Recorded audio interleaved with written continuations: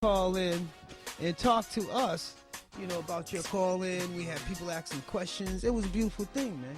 Yeah, it was a beautiful thing. Like, you really had to be there to really feel the energy, man. I'm gonna lay some juicy details on you all later, as far as, because I'm one thing is that I know you guys haven't seen too much coverage on it on social media and on TV and whatnot. So I'm gonna lay some jewels on you all later about that. But overall, for everybody that was there, everybody that did come out, it was a great experience. I hear that. That's right. The great thing is to see us as a culture united like that. But the question becomes is, how do we keep that unity? Well, you know what? One thing that I really took from the movement, and they did make a point to say that it's not a march, it's a movement. So that being said, I mean, we do continue to move forward with it. But honestly, I think, when this is with much credit due to Farrakhan, Minister Farrakhan, we just need the right leadership.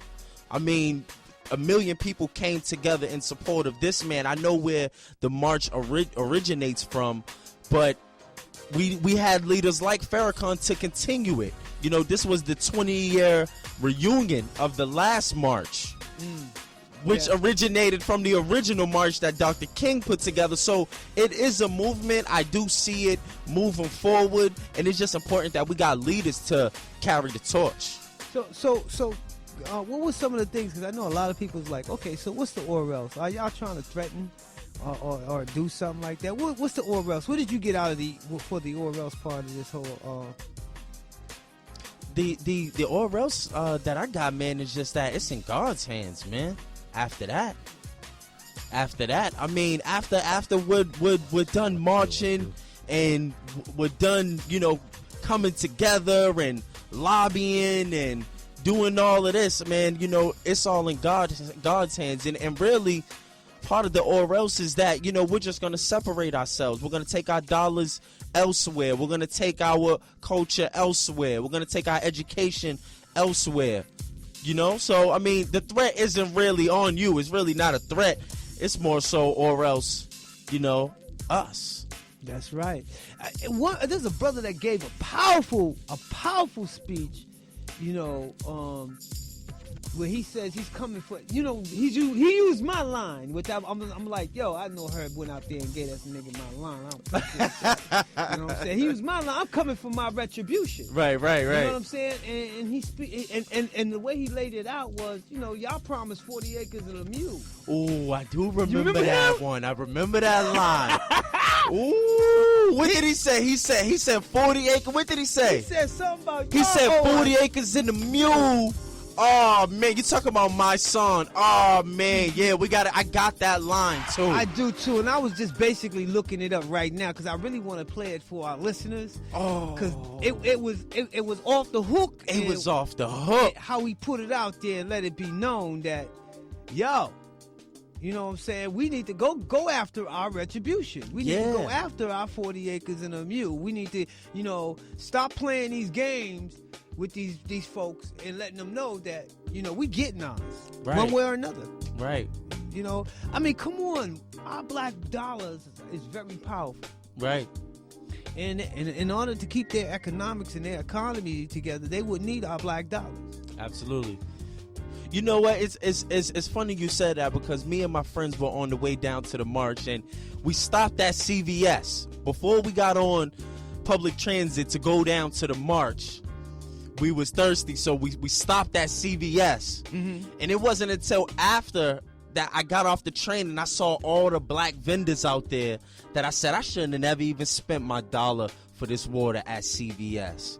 When it was all them black vendors out there, they had everything that you could possibly want. Yeah. Hot dogs, waters, soap if you was dirty, you needed to wash your face, any hand sanitizer, it was out there, everything. And that's what we need to start doing, is we got to stop, bypassing the black brothers and sisters, entrepreneurs, and stop supporting, the other entrepreneurs that we've been supporting for centuries. Right. You know what I'm saying? It's now time for us to come within our own. Right.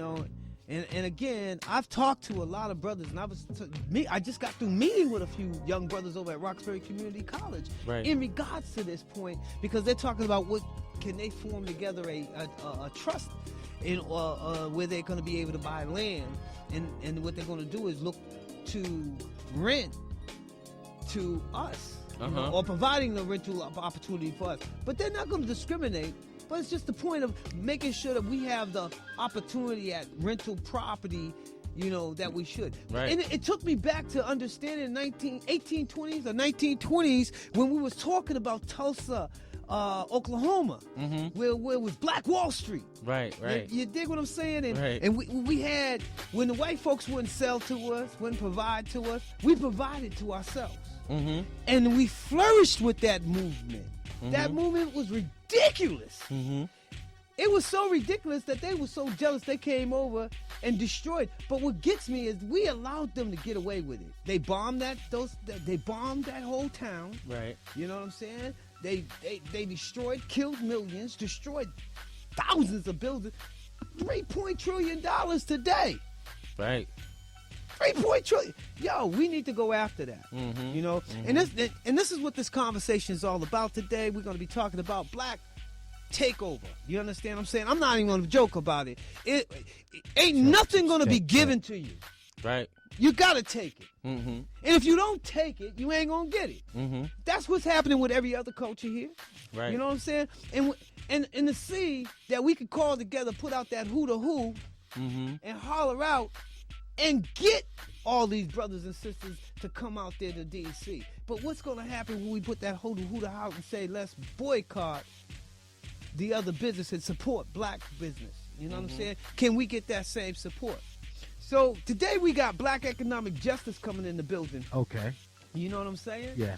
Oh, Shonsky's on the mic key. Definitely. I'm definitely in the building. Yes, sir. Once again, I'm always late. I'm here, but I'm late. So we're going to be sitting down with Miss Banks, you know, from the Black Economic Justice, and Brother Lowe. And Herb, right? I mean, I want to actually give, you know, cahoots on, you know, you going out to do your thing. But I have some things that I'm going to bring to the table, and it's basically what the Main Man March was all about. Right. Now, I'm hearing all kinds of, you know, feedback on what the Main Man March was about, but I'm also hearing that the first Main Man March basically was about a recruiting thing. Recruiting, should I say. Recruiting. Yeah, recruiting. There you go. That's why I like you, man, because, you know, you come straight with that. But anyways, it's about recruiting. So, with that being said, it's like, you know, the years went by and, you know, and now it's coming back around again. And a lot of people are saying, basically, are we recruiting again? And also that he actually did Mr. Farrakhan, okay, did 2 hours of coming with different topics, different things, and it was well over 50 topics. So as far as me and you and Supreme and anybody else can intellect on what's going on, but most people can't take that all in stride. So that's one thing I want to talk to you, and we're gonna get deep into that. And Supreme, you have to pay some bills. Oh, no, yeah, y'all go ahead, get in the conversation. I want to hear what y'all got to say. I just thought we was going to, you know, pay some bills right now, you know, and then we can go, you know, we can go on into it. But anyways, you know, so basically, like I said, that was one of the things that I heard in, you know, there was only basically 2 stations, TV stations actually covered the event. And one was, I'm surprised that CNN actually covered it. Okay, and, TV1 actually covered it too, you know, from, you know, to the beginning to the end. Right. So with that being said, I also noticed that Channel 7 and 5 and 4, you know, basically the TV stations that we watched, the radio news, didn't show anything. Right. You know, and that's something positive. And I'm saying, well, why isn't this being seen? Right. And then it said, so I'm hearing that if you go to CNN, I really don't like to watch CNN because they go at Barack a certain way. Right. So I'm forced not to really watch that TV show. Or should I say the news? Right. So I'd rather stay basically what's going on in, you know, my area. But with that being said, there was not enough coverage. Right. Well, there was. I know there wasn't a lot of major coverage coming from some of the big outlets, but there were definitely a lot of small media outlets out there, a lot of small independent media outlets out there. I was actually out there representing my online show, Play Radio. That's you know, whoa. I want you to see how he underlined that. My online show. Yeah. You know what I'm saying? He didn't give us no respect. I was like, yo, where's the What's Up Boston crew? I'm saying, what's up? We here. He got that. We here, but no, but we weren't the only one. We were just the only one from the city of Boston, as far as just like small media outlets out there. And I met a gentleman from Oklahoma who was out there, and he pretty much was doing the same thing as me as far as the online radio thing. So there were a lot of cameras out there, and one of the things that I mentioned earlier is that for some strange reason there was no phone service. I don't know if anybody. I don't know. Oh, really? But man, I got to be talk calling nobody while you. Now, enough of y'all out there. You ain't calling nobody else. It was funny because at one point Farrakhan did mention, get on social media, get on Twitter and different things, and pretty much everybody out there either had a camera or their phone out, but we couldn't do it. We couldn't. Right, outsource any pictures, any information, because there was no the cell phone towers were shut down. Wow. They kind of, pulled the plug on us. Well, are you surprised?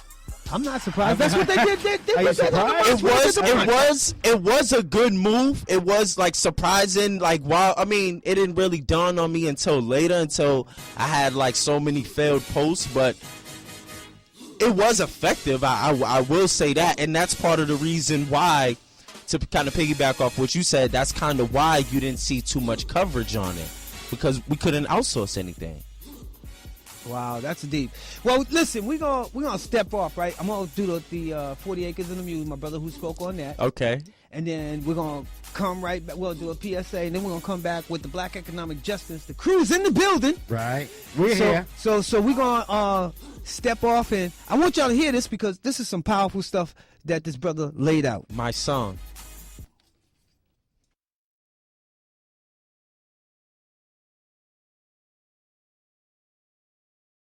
They wasn't killed to make guilty or don't even get tried. Cops don't even get fired for choking us on camera. But we worried about Black Friday and taking pictures with Santa. You can't expect respect when you don't respect yourself. When the one sit to protect and serve don't protect, you gotta protect yourself. You can't expect no one else to love you more than you. So that means that all else is totally up to you. What you willing to sacrifice so your kid can have a life? Let's take Christmas from Santa Claus and give it back to Christ. Bars. We're gonna stand, man, woman, child together, hand in hand. Cause we understand the facts of the matter. We can't say all lives until Black lives matter, but Black lives gotta matter to Black people. And the facts is, Blacks kill most of the Black people. But the difference, when they kill us, they don't let it slide. You see, Ray found guilty before he even get tried. 10 in, the government is on notice. They're not gonna keep killing us and have us fill up your quotas, giving us jail records instead of diplomas. That 40 acres and a mule, we're gonna need what you owe us. What else? Chris, you're not acting like a grown-up in our relationship. M2. There's your comic book collection, the race car bed. I'm young at heart, but I put money into my 401k every paycheck. I'm taking control over my financial life, and that feels pretty grown-up to me. Put away a few bucks, feel like $1 million. For free ideas and easy ways to save, go to feedthepig.org. That's feedthepig.org. Are those footy pajamas? This message brought to you by the American Institute of Certified Public Accountants and the Ad Council. So, Jacqueline. Yes, Mom? I wanted to talk to you about something, and... Oh, wait. Hold on. I just got a text. Oh, wait, Mom. I just got a message. So many comments on my comment. Hey, guys, check out my new video game. Mom, what? Huh? What'd you say? This weekend, unplug. Getting closer to nature can get you closer to your family. To find the forest nearest you, go to discovertheforest.org. Brought to you by the U.S. Forest Service and the Ad Council. My name is Ruth Rusi. I'm a retired teacher. I'm 91 years old, and this